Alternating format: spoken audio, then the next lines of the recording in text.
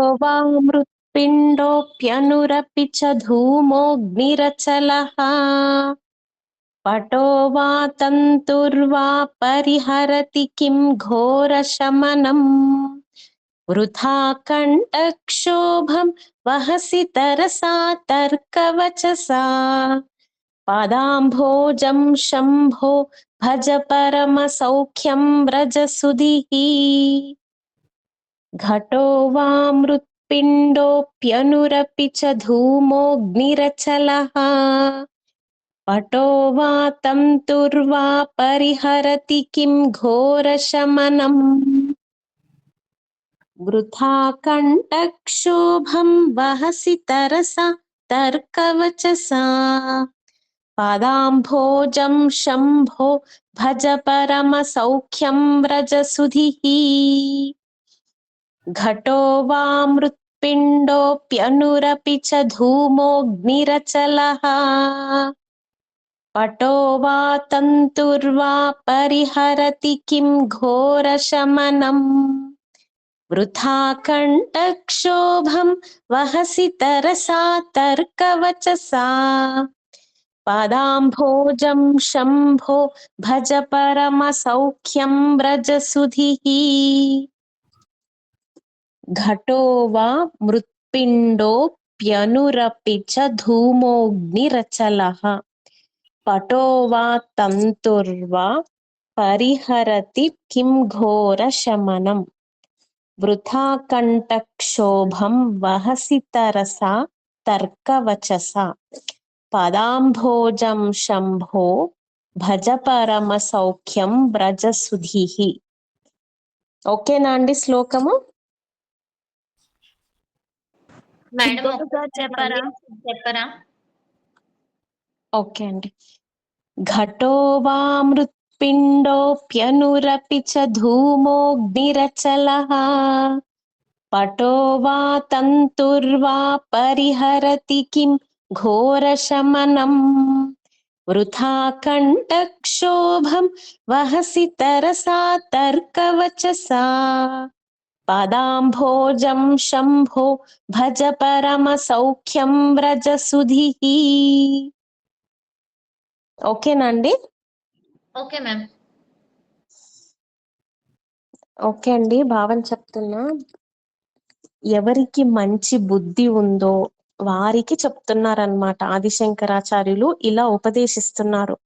ఓ మూర్ఖుడా, ఓ మనిషి, అనవసరమైన వాదనలు, తర్కాలు, చర్చల వెంట పడకు. అవి నిన్ను ఎక్కడికి తీసుకెళ్ళవు. వాటి వల్ల ఆధ్యాత్మిక పురోగతి కలగదు.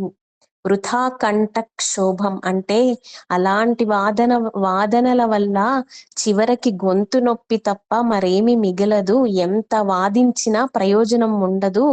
చివరికి ఈఎన్టీ డాక్టర్ దగ్గరికి వెళ్లాల్సి రావచ్చు, కానీ జ్ఞానం మాత్రం రాదు.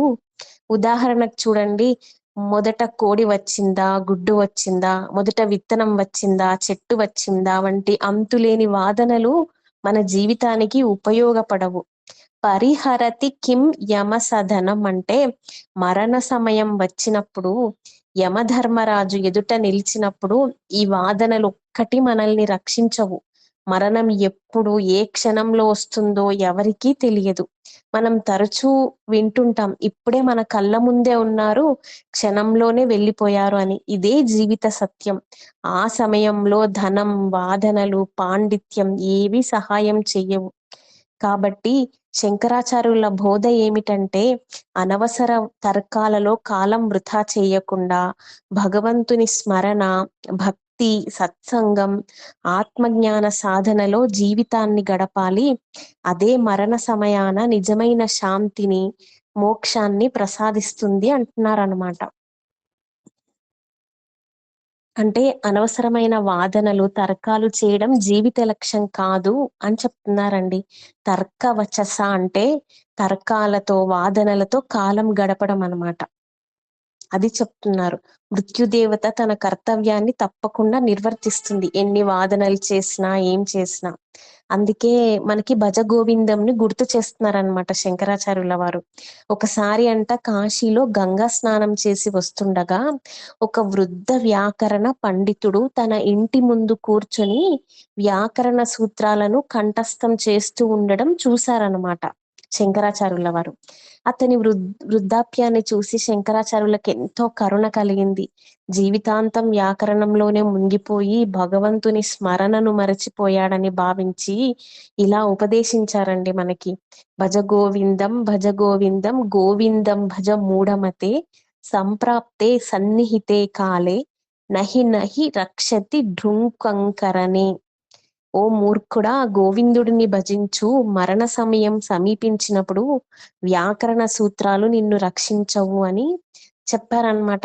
ఆదిశంకరాచార్యులు చెప్పే సందేశం ఇదే అండి. భగవన్నామ స్మరణ, భక్తి, ఆత్మజ్ఞానమే మనకు నిజమైన రక్షణ.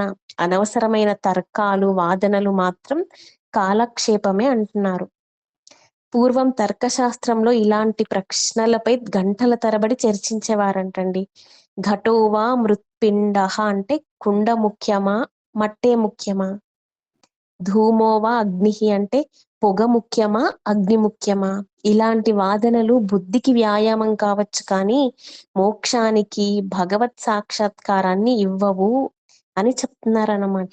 అందుకే శంకరాచార్యుల వారు భక్తి మార్గాన్నే ప్రధానంగా బోధించారు. అయితే అండి ఇక్కడ మామూలుగా ఈశ్వరాశ్రయ తర్కం మాత్రం మంచిదండి. అంటే భగవంతుణ్ణి తెలుసుకోవడానికి, శాస్త్రార్థాన్ని గ్రహించడానికి చేసే తర్కం శ్రేయస్కరం. కానీ అనవసరమైన అంటే వృథా కంఠక్షోభం, అనవసరమైనవేంటి వృథా కంఠక్షోభం మాత్రమే కలిగిస్తాయి, మన శక్తిని వృధా చేస్తాయి అన్నమాట.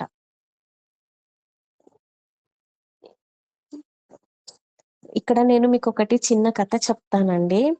మామూలుగా అందరికి తెలిసే ఉంటది. నాకు మామూలుగా ఒక చిన్న కథ గుర్తుకొచ్చింది. సాధారణంగా ఒకసారి ఇంద్రుడు, వరుణుడు, అగ్నిదేవుడు మొదలైన దేవతలందరూ ఒక మహాసభకు వచ్చారనమాట. అందరూ తమ తమ వాహనాలపై వచ్చారు. మహావిష్ణువు గరుడ వాహనంపై వచ్చారు. యమధర్మరాజు కూడా ఆ సభకు వచ్చాడనమాట. సభలోకి వెళ్తూ ద్వారం దగ్గర ఒక చిన్న పిచ్చుకని చూశాడు. దాని వైపు చూసి చిరునవ్వు నవ్వి లోపలికి వెళ్ళిపోయాడు అనమాట యమధర్మరాజు. ఆ చిన్న పిచ్చుక చాలా భయపడింది. యమధర్మరాజు నన్ను చూసి ఎందుకు నవ్వాడు, నాకేదైనా అపాయం జరగబోతుందా అని ఆలోచించింది. అప్పుడే గరుడుని చూసి, గరుడా, మనం ఇద్దరం పక్షులమే, దయచేసి నన్ను రక్షించు, యమధర్మరాజు నన్ను చూసి నవ్వాడు, నాకు చాలా భయంగా ఉంది అని వేడుకుందనమాట. గరుడు దయతో, భయపడకు, నేను నిన్ను ఇక్కడి నుండి 10,000 మైళ్ళ దూరంలో ఉన్న ఒక సురక్షితమైన ప్రదేశానికి తీసుకెళ్తాను, అక్కడ యమధర్మరాజు నిన్ను చేరలేడు అన్నాడనమాట. ఆ చిన్న పిచ్చుక గరుడి వీపుపై ఎక్కిందనమాట.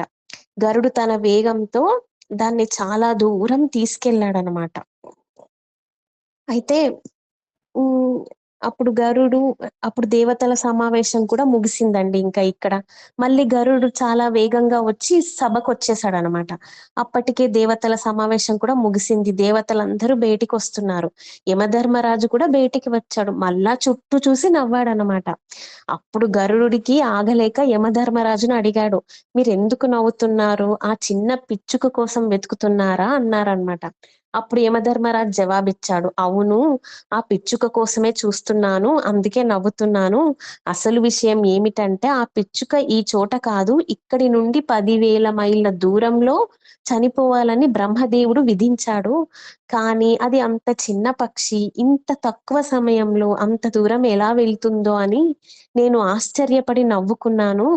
బ్రహ్మదేవుడు ఇలా ఎందుకు రాశాడో అనుకుంటున్నాను. అప్పుడు గరుడికి అసలు విషయం అర్థమైందనమాట. తానే తెలియక ఆ పిచ్చుకని మరణం సంభవించే చోటికి తీసుకెళ్లాడని గ్రహించాడు.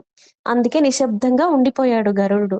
ఈ కథ చెప్పే బోధ ఏంటంటే అండి, మరణం నిర్ణయించిన సమయం వచ్చినప్పుడు దాన్ని ఎవరూ ఆపలేరు. యమధర్మరాజు ఎక్కడికైనా ఎప్పుడైనా చేరగలడు. గుహలో దాక్కున్నా, ఎంత దూరం పారిపోయినా మరణం నుండి తప్పించుకోలేం. ఆ చిన్న పిచ్చుక మరణం నుండి తప్పించుకోవాలని ప్రయత్నించింది. గరుడు దయతో దానికి సహాయం చేశాడు. కానీ తెలియకుండానే దాని విధి నెరవేరేలా చేశాడు. అలాగే భగవంతుని ఆజ్ఞ ప్రకారం ఏ క్షణంలోనైనా మరణం రావచ్చు. ఆ సమయంలో ఈ అనవసర తర్కాలు, వాదనలు, పాండిత్య ప్రదర్శనలు ఏవీ మనకు సహాయం చెయ్యవు. అదే ఈ శ్లోకం మనకి చెప్తుందండి. అనవసర వాదాల్లో కాలం వృధా చెయ్యకండి.